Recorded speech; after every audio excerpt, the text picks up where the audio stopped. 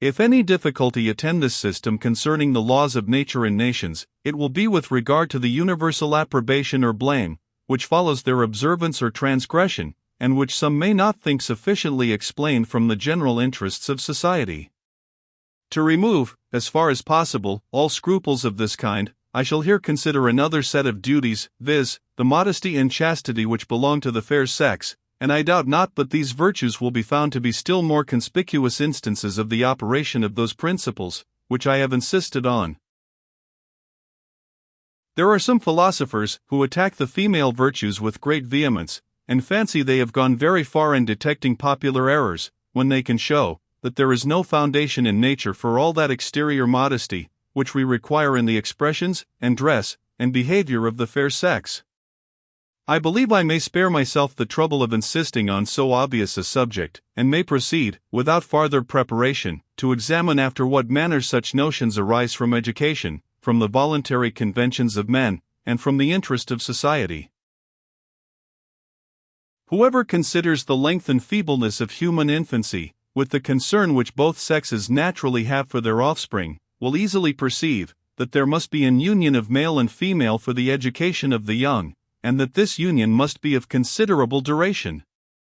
But in order to induce the men to impose on themselves this restraint, and undergo cheerfully all the fatigues and expenses to which it subjects them, they must believe that the children are their own, and that their natural instinct is not directed to a wrong object, when they give a loose to love and tenderness.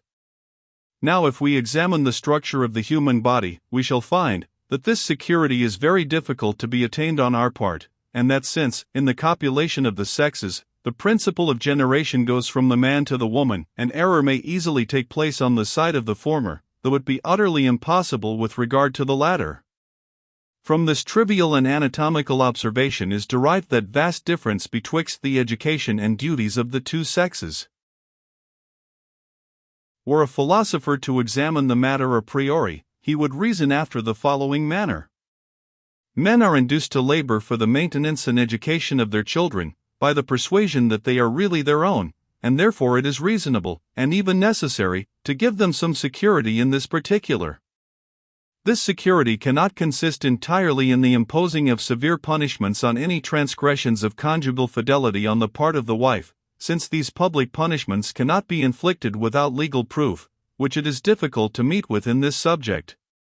What restraint, therefore, shall we impose on women, in order to counterbalance so strong a temptation as they have to infidelity? There seems to be no restraint possible, but in the punishment of bad fame or reputation, a punishment which has a mighty influence on the human mind, and at the same time is inflicted by the world upon surmises, and conjectures, and proofs, that would never be received in any court of judicature. In order, therefore, to impose a due restraint on the female sex, we must attach a peculiar degree of shame to their infidelity, above what arises merely from its injustice, and must bestow proportionable praises on their chastity. But though this be a very strong motive to fidelity, our philosopher would quickly discover that it would not alone be sufficient to that purpose. All human creatures, especially of the female sex, are apt to overlook remote motives in favor of any present temptation. The temptation is here the strongest imaginable, its approaches are insensible and seducing, and a woman easily finds, or flatters herself she shall find, certain means of securing her reputation, and preventing all the pernicious consequences of her pleasures.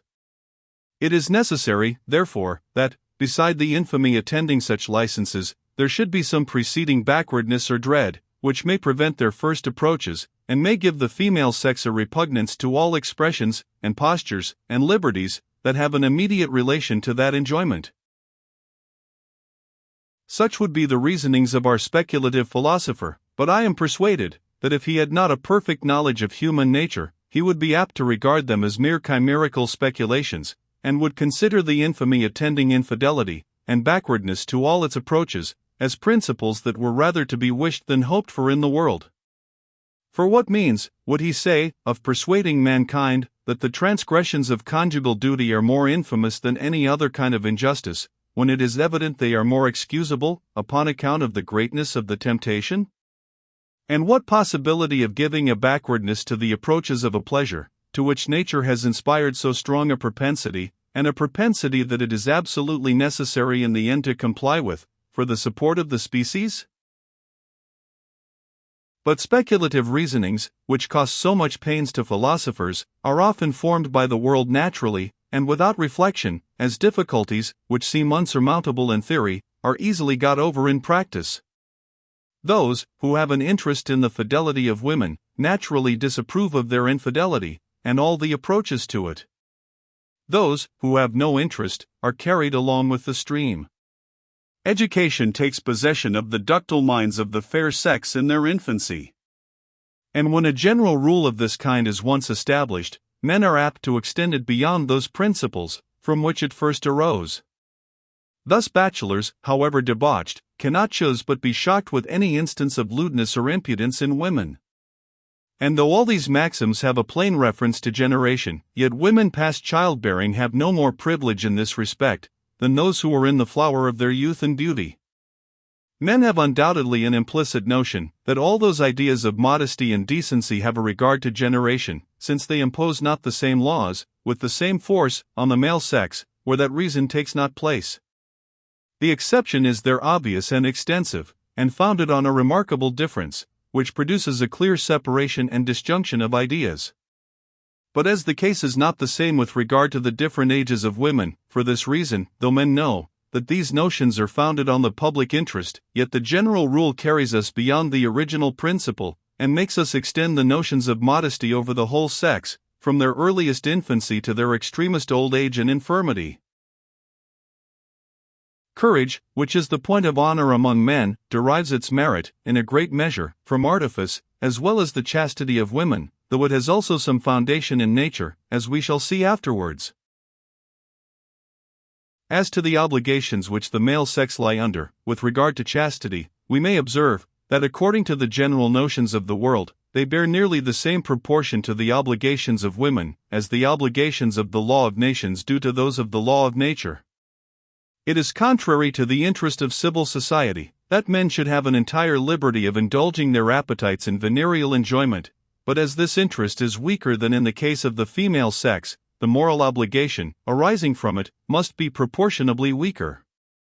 And to prove this we need only appeal to the practice and sentiments of all nations and ages.